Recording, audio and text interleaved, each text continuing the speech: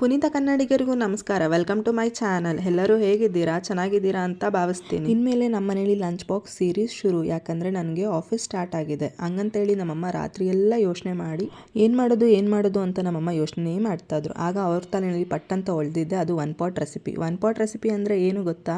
Ghee rice. ಯಾಕಂದರೆ ನಮ್ಮಮ್ಮನಿಗೆ ಅದು ಬೇಗನೆ ಬೆಳಗ್ಗೆ ಆಗೋಗುತ್ತೆ ಅಂತ ಸರಿ ಆಯಿತು ಡಿಸೈಡ್ ಮಾಡಿಕೊಂಡ್ರು ಗೀ ರೈಸೇ ಮಾಡೋಣ ಅಂತ. ಡಿಸೈಡ್ ಮಾಡ್ದಂಗೆ ಬೆಳಗ್ಗೆ ಎದ್ದು ಗೀ ರೈಸ್ನೇ ಶುರು ಮಾಡಿದ್ರು.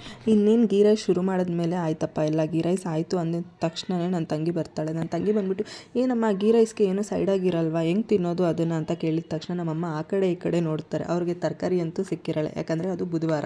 ಯೂಶ್ವಲಿ ನಮ್ಮ ಮನೇಲಿ ಬುಧವಾರ ಅಂದರೆ ತರಕಾರಿ ಎಲ್ಲ ಖಾಲಿಯಾಗಿರುತ್ತೆ. ಯಾಕಂದರೆ ಸೋಮವಾರ ಮಂಗಳವಾರಕ್ಕೆ ಮಾತ್ರ ನಮ್ಮಮ್ಮ 2 ದಿನಕ್ಕೆ ಮಾತ್ರ ಸ್ಟಾಕ್ ಮಾಡಿ ಇಟ್ಟಿರ್ತಾರೆ. ಆವಾಗ ಫ್ರಿಜ್ ತೆಗ್ದು ನೋಡಿದ ತಕ್ಷಣ ಅವ್ರಿಗೆ ಮೊಟ್ಟೆ ಕಾಣಿಸುತ್ತೆ. ಸರಿ ಅಂತೇಳಿ ಪಟ್ ಅಂತೇಳಿ 10 ನಿಮಿಷದಲ್ಲಿ ನಮ್ಮಮ್ಮ ಮೊಟ್ಟೆ ಗ್ರೇವಿನ ಮಾಡ್ತಾರೆ.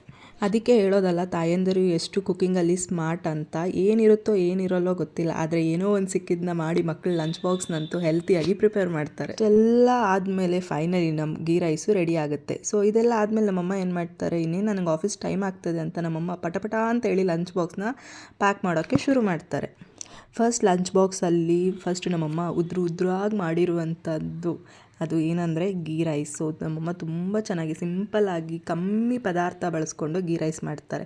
ಆ್ಯಂಡ್ ಇನ್ನೊಂದು ಮೊಟ್ಟೆ ಕರಿ ಮಾಡಿದರು. ಮೊಟ್ಟೆ ಕರಿ ಅಂತೂ ಟೇಸ್ಟ್ ಅಂತೂ ಸಖತ್ತಾಗಿತ್ತು, ಯಾಕಂದರೆ ಮಸಾಲೆ ಕಮ್ಮಿ ಇತ್ತು. ನಮ್ಮಮ್ಮ 1 ಮೊಟ್ಟೆ ಹಾಕ್ತಾರೆ, ನನಗೆ 2 ಮೊಟ್ಟೆ ಹಾಕಿದ್ದಾರೆ, ಯಾಕಂದರೆ ಮಗಳು ಚೆನ್ನಾಗಿ ತಿಂದು ಮಧ್ಯಾಹ್ನ ಹೊತ್ತು ಆಫೀಸಲ್ಲಿ ಕೆಲಸ ಮಾಡಲಿ ಅಂತ. ಆ್ಯಂಡ್ ಇನ್ನೊಂದು ಬಾಕ್ಸಲ್ಲಿ ಏನು ಹಾಕಿದ್ದಾರೆ ಅಂದರೆ ಅದು ಸ್ನ್ಯಾಕ್ಸ್. ಯಾಕಂದರೆ ರಾತ್ರಿ ನಮ್ಮಪ್ಪ ತಂದಿದ್ದ ಬ್ರೆಡ್ ಕೇಕ್ ಉಳಿದಿತ್ತು. ಹಂಗಾಗಿ ನಮ್ಮಮ್ಮ ಅದನ್ನೂ ಯಾಕೆ ಒಂದು ಬಾಕ್ಸ್ನ ಎಂಟಿ ಬಿಡೋದು ಅಂತೇಳಿ ನಮ್ಮಮ್ಮ ಅದನ್ನು ಸೇರಿ ನನಗೆ ಪ್ಯಾಕ್ ಮಾಡಿದ್ರು.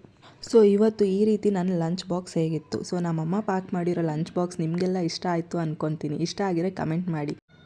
ಅದಕ್ಕೆ ಹೇಳೋದು ತಾಯಿ ಪ್ರೀತಿಗೆ ಬೆಲೆನೇ ಕಟ್ಟೋಕ್ಕಾಗಲ್ಲ ಅಂತಲ್ಲ. ಈ ಲಂಚ್ ಬಾಕ್ಸ್ ಇಷ್ಟ ಆಗಿದ್ರೆ ಲೈಕ್ ಮಾಡಿ, ಶೇರ್ ಮಾಡಿ. ಬಾಯ್.